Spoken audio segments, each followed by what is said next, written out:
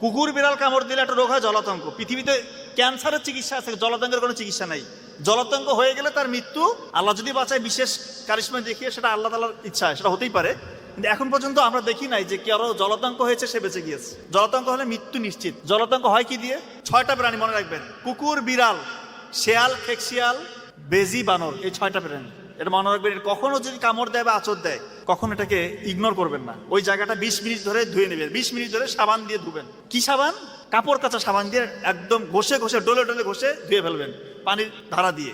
এরপরে যত দ্রুততার সাথে সম্ভব আপনি ভ্যাকসিন নিয়ে নেবেন। ভ্যাকসিনটা নিতে হবে, কারণ জলাতঙ্কর লক্ষণ প্রকাশ পেলে আর কিছু করার নেই, আর কোনো চিকিৎসা নাই। কিন্তু আমি অবাক হয়ে গিয়েছি, এই আত-তিব আন-নববী এই বইয়ে লেখা আছে জলাতঙ্কর মানে তার লক্ষণ প্রকাশ পেয়ে গেছে, এই সময় যদি সে 25 গ্রাম কালো জিরা গুঁড়া করে 1 গ্লাস পানির সাথে মিশিয়ে খায়, আল্লাহ চায় তো তার মৃত্যুর ঝুঁকি কমে আসবে। আমি অবাক হয়ে গেছি। এটা আমি জানি না যে এটা মানে, যেহেতু বইয়ের লেখা, আমি জাস্ট এটা কোট করলাম আপনাদের কাছে।